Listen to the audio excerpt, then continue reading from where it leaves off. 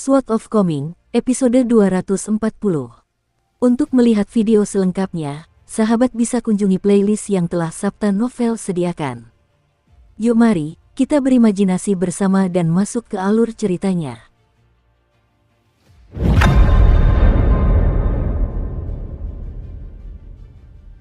Chen Pingan memperoleh pencerahan saat mengamati air terjun, tetapi pada akhirnya dia tidak menghunus pedang kayu belalangnya untuk meniru serangan pedang yang dilepaskan Tuan Qi terhadap iblis besar berjubah merah muda di kuil tua. Apa-apaan ini? Gumam Chen Pingan dalam hati. Kenapa aku merasa gerakanku pasti akan salah jika aku melancarkan serangan pedang? Mungkinkah teknik tinju benar-benar berbeda dari teknik pedang? Mungkinkah salah satunya bisa dikuasai dengan kerja keras, sementara yang lain hanya bisa dikuasai dengan bakat? Saat ini, Chen Pingan masih belum menyadari bahwa ini bukan karena kurangnya pemahamannya, dan jelas bukan karena kurangnya bakatnya dalam ilmu pedang. Melainkan, semua orang yang ia temui terlalu kuat dan mendalam baginya, seorang seniman bela diri tingkat 3, untuk dipahami. Hal ini terlihat dari basis kultivasi dan teknik pedang mistis mereka. Namun, penglihatan dan kemampuan observasi Chen Pingan sangat baik. Oleh karena itu, ia mampu menangkap banyak detail halus yang tidak dapat diamati oleh seniman bela diri biasa. Akibatnya, ia merasakan tekanan tak berwujud yang membebani dirinya, terutama karena ia memiliki kebiasaan mencari kesempurnaan dalam setiap tindakannya. Setiap kali dia ingin melancarkan serangan pedang, dia pasti akan membandingkan dirinya dengan para kultivator hebat itu dan akhirnya merasa pedangnya seberat ribuan pon. Chen Pingan telah bertemu dengan berbagai macam kultivator kuat dalam perjalanannya. Salah satunya adalah Wei Jin dari Kuil Angin Salju, seorang dewa pedang terestrial yang telah menghancurkan penghalang hantu perempuan hanya dengan satu tebasan, dan pedangnya pun tiba di hadapannya. Setelah itu, kultivator Mohis Suruo menghunus pedangnya, sebuah pegunungan yang ia peroleh dari visualisasi dan meditasi dalam jumlah kecil, dan menggunakannya untuk menangkis serangan Wei Jin. Lalu, ada juga Qi Jingchun, yang dengan santai melancarkan serangan pedang untuk menghancurkan formasi cahaya emas asal kekacauan, sebuah teknik dari ortodoksi iblis kota Kaisar Putih. Ini benar-benar berbeda dari pengalamannya mempelajari tinju pengguncang gunung dari Ning Yao di Gang Fas Tanah Liat. Saat itu, Chen Pingan bisa meniru gerakan Ning Yao setelah melihatnya melakukan meditasi jalan beberapa kali. Bahkan, ia bisa meniru sebagian maksud sebenarnya dari teknik tinju ini. Namun, kakek Cui Chan sudah memberikan kesimpulan mengenai hal ini. Setelah membaca panduan mengguncang gunung, ia mengatakan bahwa tinju mengguncang gunung sebenarnya adalah teknik tinju yang sangat sederhana dan kasar. Teknik ini hampir tidak layak disebut, dan merupakan teknik tinju yang bisa ditiru siapapun. Hal ini memang benar adanya, seperti halnya Zhao Suxia dari prefektur Bluser yang juga dapat melunakkan fisiknya setelah mengamati Chen Pingan selama beberapa saat dan meniru meditasi berjalan. Namun, bagian terpenting dari Mountain Sucking Fish adalah sikap dan tekadnya. Oleh karena itu, memulai Mountain Sucking Fish mudah, tetapi memahami dan menguasai teknik tinju ini sepenuhnya sulit. Seberapa sulitnya? Kita hanya perlu melihat prinsip tinju pengguncang gunung. Mereka yang mempraktikkan tinju pengguncang gunung di masa depan, ingatlah ini bahkan jika kalian berhadapan dengan para pendiri 3 ajaran tersebut. Teknik tinju kalian boleh lemah, dan teknik tinju kalian juga boleh kalah dalam pertempuran. Namun, niat tinju yang kalian miliki pasti tidak boleh mundur selangkah pun. Ketika kakek Cui Chan bertemu Lu Chen setelah kembali ke puncak tingkat ke-10, apakah ia memilih untuk meninju lawannya? Tidak, apapun pertimbangannya, hasil akhirnya adalah ia tidak meninju Lu Chen. Dari sini, terlihat betapa sulitnya mencapai esensi tinju pengguncang gunung sepenuhnya. Tidak berlebihan jika dikatakan bahwa itu sama sulitnya dengan mendaki surga. Air yang turun menghantam kolam dan membuat cipratan air beterbangan kemana-mana, bagai jutaan mutiara yang meledak serempak dan menimbulkan kabut yang menyelimuti. Liang, berlatih pedang sangatlah sulit. Chen Pingan menggaruk kepalanya dengan linglung sebelum meneguk anggurnya. Ia merasa sedikit tak berdaya. Ia melihat sekeliling sambil berdiri di pagar paviliun tepi air, dan tatapannya akhirnya tertuju pada puncak air terjun lagi. Meskipun ia tak lagi merasa ingin melancarkan serangan pedang, ia teringat kata-kata kakek Cui Chan, lelaki tua yang telah membantunya menempa fisik tingkat ketiganya. Saat menjelaskan teknik penguapan hujan, lelaki tua bertelanjang kaki itu dengan jujur menceritakan keberhasilannya memaksa hujan surut ke langit saat pertama kali ia menggunakan teknik ini. Menatap air terjun raksasa yang sedang bergemuruh turun saat ini, Chen Ping'an penasaran apakah lelaki tua di bangunan bambu itu dapat melancarkan pukulan dan menyebabkan air terjun itu surut atau bahkan mengalir mundur. Dorongan anak muda itu untuk melancarkan serangan pedang yang asing langsung berubah menjadi dorongan untuk melancarkan pukulan yang sangat familiar. Chen Ping'an pun langsung merasa percaya diri kembali, dan rasa percaya diri ini berawal dari pengalamannya bermeditasi berjalan ratusan ribu kali. Keyakinan ini berawal dari keteguhannya untuk tidak mundur, bahkan ketika menghadapi lawan yang kuat. Chen Ping'an memandangi air terjun yang spektakuler itu, dan sebuah pikiran liar tiba-tiba terlintas di benaknya. Jika ia mengerahkan seluruh tenaganya untuk melancarkan pukulan, mungkinkah ia bisa melubangi tirai air itu? Setelah melubangi tirai air secara kebetulan, mungkinkah masih ada secercah aura tinjunya yang terus maju dan menghantam tebing batu keras di belakangnya? Mungkinkah seseorang seperti Su Yuanxia, seorang seniman bela diri dari dunia kultivasi yang telah berada di tingkat pemurnian Qi selama bertahun-tahun, dapat menghancurkan kawah kecil di tebing batu tersebut? Chen Ping'an tergoda untuk mencoba. Namun, ia segera melompat turun dari pagar dan duduk di bangku panjang di paviliun tepi air. Ia mulai minum anggur, dan ia tampak seperti turis yang datang ke villa untuk menikmati pemandangan. Chen Ping'an memandang ke arah jalan setapak di pegunungan, dan tak lama kemudian sekelompok orang berpakaian cerah berjalan perlahan. Beberapa orang berbicara dan tertawa keras, dengan aura kewibawaan dalam suara mereka, sementara yang lain berbicara dengan lembut, tenang, dan santun. Ada juga wanita-wanita anggun yang senyumnya seindah bunga yang sedang mekar. Dari 3 orang yang berjalan di depan, orang di tengah adalah seorang tuan muda yang tampan dengan kulit seputih giok. Ada liontin giok yang tergantung di satu sisi pinggangnya dan pedang pendek yang tidak biasa tergantung di sisi lainnya.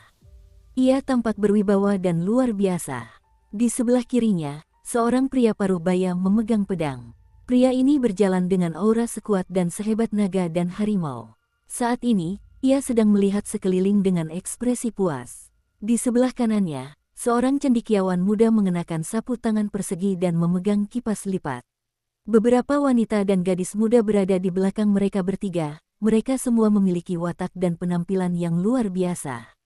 Di antara mereka ada seorang gadis yang tampaknya berusia sekitar 17 atau 18 tahun, dan tingginya tidak lebih pendek dari para pria di sekitarnya. Ekspresinya dingin dan acuh tak acuh, dan sebilah pedang panjang berhiaskan emas tergantung di pinggangnya.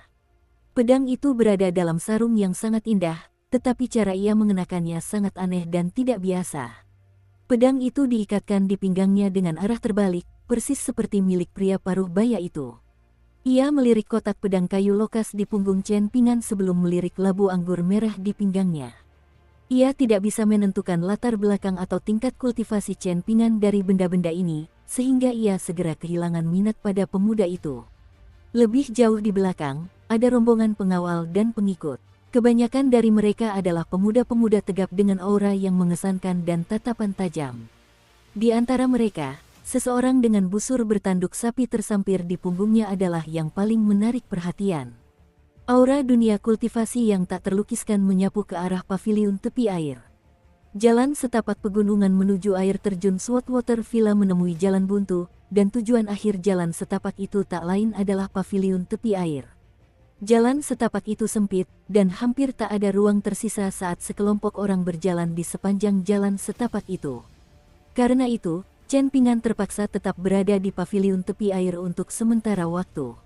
Ia akan mencari kesempatan untuk pergi setelah orang-orang ini memasuki paviliun. 3 pria di depan menaiki tangga terlebih dahulu, diikuti oleh sekelompok perempuan dan gadis-gadis muda di belakang mereka. Sementara itu, para penjaga dan pengikut menyebar untuk mengawasi dan menjaga berbagai area di paviliun tepi air. Kebanyakan dari mereka hanya melirik sekilas ke arah anak laki-laki yang membawa kotak pedang di punggungnya, lalu mengabaikannya. Tuan muda di tengah memiliki aura keturunan klan yang kuat, dan tatapannya terhenti sejenak ketika ia melirik Chen Ping'an. Seolah-olah ia menunggu Chen Ping'an berbicara lebih dulu. Namun, Chen Ping'an tampak sedikit polos dan sopan ketika tatapan mereka bertemu. Tuan muda itu tersenyum tipis dan mengangguk memberi salam. Namun, sebenarnya, Ia merasa sedikit bingung saat ini. Banyak kultivator kuat dari seluruh dunia kultivasi telah datang ke Villa Air Pedang, tetapi masih ada seseorang yang tidak mengenalinya. Baru setelah melihat ini, Chen Pingan membalas isyarat itu dan mengangguk sebagai salam. Tepat ketika Chen Pingan hendak mengambil kesempatan ini untuk meninggalkan paviliun tepi air, seorang wanita muda yang duduk di samping Tuan Muda menatap Chen Pingan dan berkata dengan suara lembut, "Tuan Muda, jika Anda datang ke sini untuk menikmati pemandangan, maka Anda tidak perlu pergi jika Anda masih ingin menikmati pemandangan lebih lama." Chen Pingan tergagap mendengar ini. Ini karena wanita muda itu berbicara menggunakan dialek resmi negara sisir air, dialek yang sama sekali tidak ia pahami. Wanita muda itu menyadari hal ini, dan dia segera mengulangi kata-katanya menggunakan dialek resmi benua botol berharga timur. Chen Pingan akhirnya mengerti apa yang dikatakannya. Pria paruh baya itu menoleh ke Chen Pingan dan berkata, "Anak muda, kau bisa tenang dan tetap di sini. Tidak perlu merasa canggung, dan kau bisa minum dan menikmati pemandangan sesukamu. Jika kita mempertimbangkan siapa yang tiba lebih dulu, sebenarnya kelompok kamilah yang mengganggu ketenangan dan waktu luangmu. Tentu saja, kau boleh pergi setelahnya jika kau merasa kami terlalu berisik." Setelah mendengar ini, kebanyakan orang akan merasa terpaksa untuk tetap duduk di tempat yang sama lebih lama. Namun, Chen Pingan menangkupkan tinjunya dan menjawab, "Saya sudah di sini selama setengah hari dan menikmati pemandangan air terjun. Saya pamit dulu." Pria paruh baya dengan pedang di pinggangnya tertawa terbahak-bahak sambil berdiri dan membalas gestur itu. "Jangan khawatir, silakan saja." Salah satu gadis termuda membelalakkan matanya tak percaya. Ia merasa pemuda yang tak dikenal ini benar-benar memiliki kemampuan observasi yang buruk. Terlebih lagi, ia juga tampak sangat arogan. Apa ia benar-benar tidak tahu siapa tuan muda di paviliun tepi air itu? Apa ia tidak tahu bahwa orang ini adalah Song Fengshan, pemilik villa muda dari Villa Pedang Air? Ia adalah seorang pendekar pedang muda terbaik di dunia kultivasi negara sisir air. Bahkan, ada rumor bahwa seorang putri sangat mengaguminya sehingga ia hampir kabur dari rumah untuk kawin lari dengannya. Sekalipun anak muda itu tidak mengenali pemilik villa muda itu, bukankah ia juga mengenali orang kuat yang berani memakai pedangnya secara terbalik?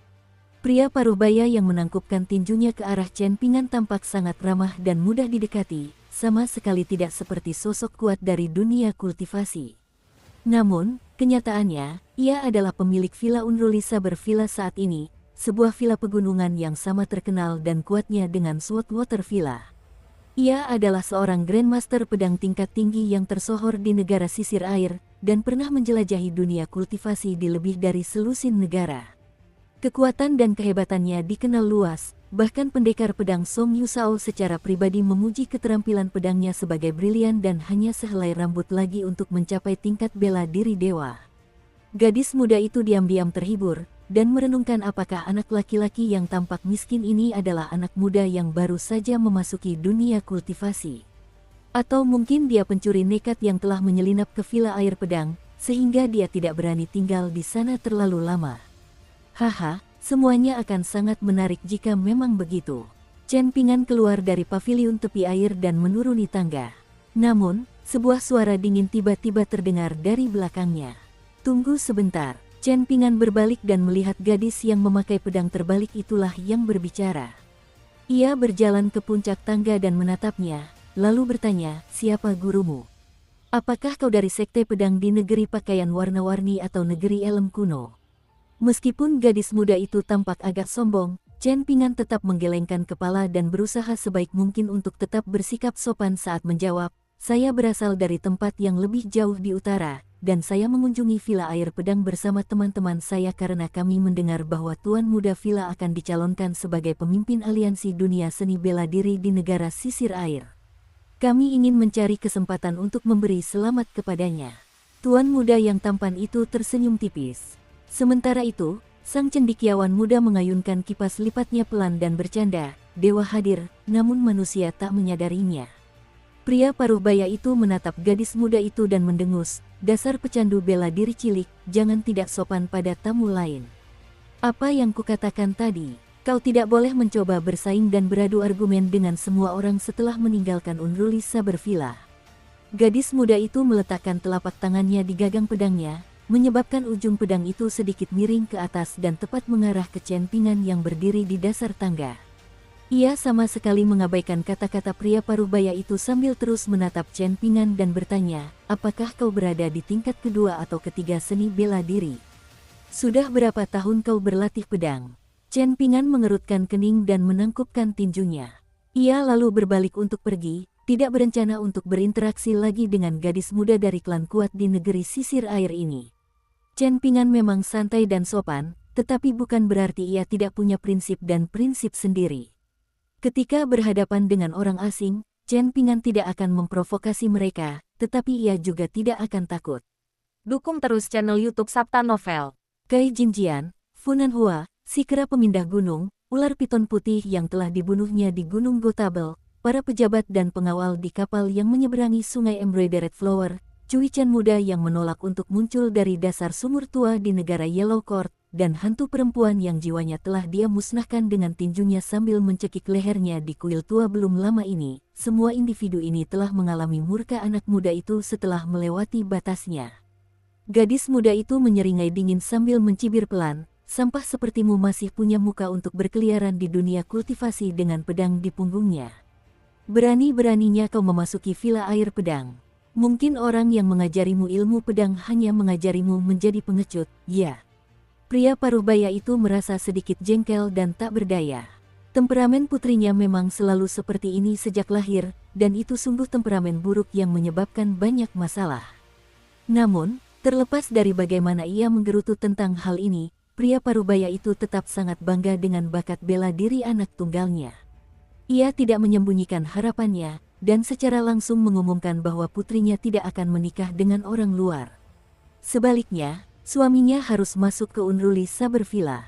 Ini karena putrinya ditakdirkan untuk menjadi penguasa Villa Unruly Saber Villa berikutnya. Pria parubaya itu enggan mengandalkan kekuatannya untuk mencelakai orang lain, jadi ia berdiri dan hendak membujuk putrinya agar berhenti memprovokasi anak laki-laki dari bangsa lain itu.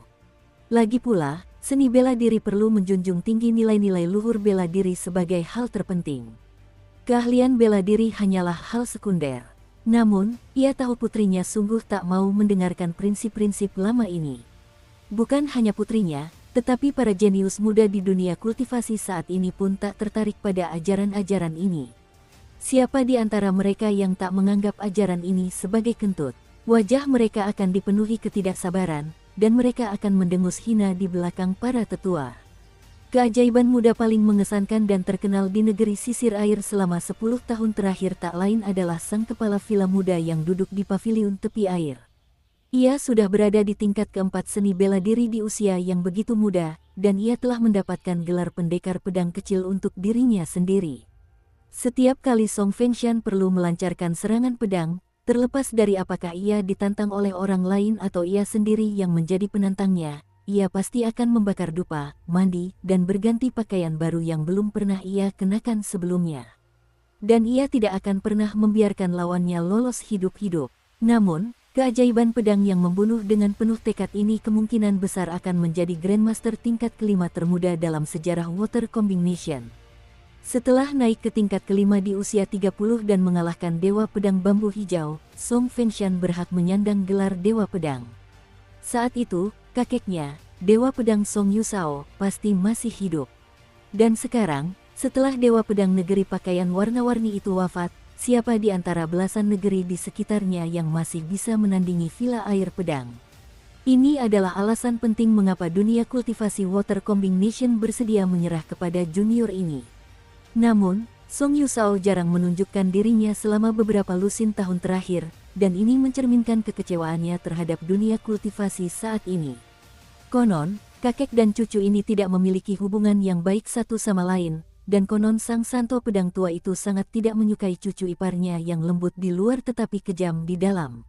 Mendengar ejekan gadis itu, bahkan orang sesantai Chen Pingan pun tak kuasa menahan diri untuk berhenti sejenak. Ia berbalik dan melihat ke arah paviliun tepi air. Chen Pingan tidak tahu banyak tentang apa yang disebut aturan dunia kultivasi, dan ia bahkan lebih bodoh lagi dalam hal tradisi dan adat istiadat setempat di negeri sisir air. Namun, pemuda itu merasa ada beberapa prinsip yang dapat diterapkan dimanapun seseorang berada, dan ada beberapa hal yang hitam dan putih terlepas dari situasinya. Untungnya, pria paruh-baya itu sudah berjalan di samping putrinya dan memarahinya dengan ekspresi tegas. Dengan kesombongan dan amarah seperti itu, bagaimana mungkin aku berani membiarkanmu menjelajahi dunia kultivasi sendirian? Kita tunda setahun lagi. Gadis muda itu murka, dan wajahnya yang sedingin es semakin dingin. Namun, orang di sampingnya tetaplah ayahnya, dan ia juga gurunya yang telah mengajarinya seni bela diri dan ilmu pedang. Ia adalah ayah sekaligus mentor. Lagi pula, ada begitu banyak orang luar yang hadir, jadi apalagi yang bisa ia lakukan, apalagi ia sudah mendengar begitu banyak cerita tentang dunia seni bela diri sejak kecil. Betapapun frustrasinya, ia hanya bisa mendengus dingin dan menutup mulutnya, tidak lagi mengejek anak laki-laki itu. Ia berbalik dan berjalan kembali ke bangku panjang di paviliun tepi air. Ia duduk dan menoleh, menatap air terjun yang berdebur dengan suasana hati yang buruk. Ekspresi meminta maaf terpancar di wajah pria paruh-baya itu saat dia berkata, "Anak muda, aku, Wang Yiran, meminta maaf kepadamu atas nama putriku." Chen Ping'an mengangguk setuju sebelum berbalik untuk pergi. Ia memiliki kesan yang buruk tentang gadis muda itu, terutama karena ia mengingatkannya pada Zhu He dan Zulu. Situasinya identik, ayah mereka jelas orang yang bijaksana dan ramah, jadi bagaimana mungkin putri mereka begitu sombong dan egois? Aneh sekali, ketika teringat Zulu yang mencoba membunuhnya, Chen Ping'an tentu teringat dalang di balik upaya pembunuhan itu, juga saudara kedua Li Baoping, Li Baozhen. Dendam ini tak terelakkan. Chen Ping'an tidak dapat menahan diri untuk tidak mendesah. Dia pergi tanpa berkata apa-apa, dan ini benar-benar membuat gadis yang sudah marah itu meluap. Ia tak tahan lagi, dan langsung berdiri dan memarahinya dengan ekspresi marah. Kepala Villa Undulisa bervila yang perkasa sudah meminta maaf padamu secara pribadi, dan kau, bajingan, bahkan tidak akan membalasnya. Sampah tak berbakti. Chen Ping'an berbalik tanpa ekspresi dan mengencangkan tali sarung pedangnya. Kalau kau mau tanding, ayo tanding. Chen Ping'an hampir tidak bersuara selama perjalanan 350 km dari kuil tua ke Villa Air Pedang. Suasana hatinya sedang tidak baik. Su Yuanxia dan Zhang Sanfeng juga menyadari hal ini, sehingga seniman bela diri berjanggut lebat itu bahkan telah mengurangi kebiasaan minumnya secara signifikan. Ia juga tidak melontarkan komentar kasar saat minum atau makan. Karena itulah mereka berdua diam-diam menolak tawaran untuk mengunjungi air terjun bersama Chen Ping'an meskipun mereka ingin pergi. Mereka ingin Chen Ping'an menghirup udara segar dan bersantai sendiri. Gadis muda itu melangkah ke puncak tangga dan menyeringai, "Baiklah, aku sudah menunggu ini." Namun, pertanyaan Chen Ping'an selanjutnya mengejutkan semua orang di paviliun tepi air, membuat mereka memandangnya dengan pandangan baru. Apakah perjanjian hidup dan mati yang diucapkan itu sah?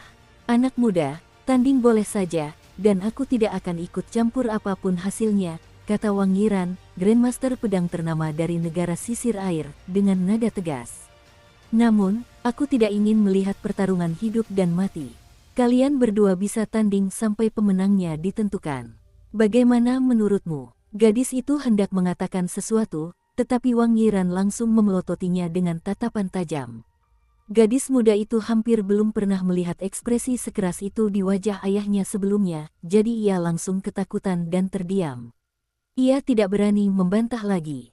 Wang Yiran menatap Chen Ping'an dan berkata, "Kalau kau mau membuat kontrak hidup mati sebelum bertarung, aku pasti tidak akan setuju. Tapi, kalau kau hanya mau tanding, aku rela membiarkan putriku menanggung penderitaan ini, meskipun seranganmu tak kenal ampun." Kuharap dia bisa memanfaatkan kesempatan ini untuk memahami seluk-beluk dunia bela diri. Dia harus belajar bahwa beberapa keterampilan setengah-setengah tidak membuatnya tak terkalahkan, dan dia harus mengurangi kesombongannya. Akhirnya, pria paruh-baya itu berbalik dan menatap putrinya. Ucapan pria paruh-baya itu di depan begitu banyak orang luar benar-benar mencerminkan keseriusan kata-katanya. Seseorang dapat menasihati anak-anaknya di hadapan orang lain, tetapi seseorang hanya dapat menasihati istrinya secara pribadi. Ini kemungkinan besar merupakan aturan lama dari dunia kultivasi lama. Chen Ping'an menarik napas dalam-dalam dan berkata, "Kalau begitu kita akan bertanding." Berdiri di samping putrinya, Wang Yiran merendahkan suaranya dan berkata, "Sanhu, ingatlah untuk mengendalikan kekuatanmu saat bertanding. Membakar abis jembatan memang tidak baik, jadi jangan biarkan jalanmu di dunia kultivasi terlalu sempit. Wang Yiran masih berpendapat bahwa putrinya lebih mungkin menang. Namun, sebagai ayahnya, ia tetap harus mengajari putrinya prinsip-prinsip penting terlebih dahulu. Gadis itu menatap anak laki-laki yang berdiri di jalan setapak sempit di luar paviliun tepi air. Ia mengerutkan bibir dan menjawab, "Aku tahu, ayah." Ia meletakkan tangannya di gagang pedangnya dan tersenyum tipis. Dengan ketukan kaki, ia melompat tinggi ke udara menuju pendekar pedang muda yang tak tahu apa-apa itu. Saat di udara, gadis itu menghunus pedang terkenalnya. Pada saat yang sama, suara dentuman pelan bergema dari jalan setapak kecil, dan sosok yang tadinya terbayang di sudut mata semua orang tiba-tiba lenyap tanpa jejak. Detik berikutnya, anak laki-laki dengan kotak pedang di punggungnya muncul kembali di hadapan gadis muda yang hendak mengangkat pedangnya. Tinjunya menghantam dahi wanita itu, dan ia meminjam kekuatan reaksinya untuk melompat kembali ke posisi semula dengan lincah. Alih-alih kembali ke posisi bertarungnya, ia hanya berdiri di sana dengan santai. Sementara itu, gadis itu tampak seperti boneka kain saat ia terbang di atas atap paviliun tepi air dan akhirnya jatuh ke kolam di bawah air terjun. Tak seorang pun tahu apakah ia masih hidup atau sudah mati. Ini adalah pertandingan tanding antara dua kultivator muda. Satu pihak bergemuruh bagai guntur, tetapi kilat yang diharapkan tak kunjung muncul. Satu pihak bersikap sangat blak-blakan, dan meskipun tidak ada guntur yang bergema, petir telah menyambar dengan keras. Chen Ping'an berbalik hendak pergi. Sambil melakukannya, ia meraih labu anggurnya dan mengangkatnya tinggi-tinggi untuk meneguk anggur. Ia memperlihatkan punggungnya kepada semua orang di paviliun tepi air. Ternyata, bahkan bodhisattva tanah liat pun punya sifat pemarah.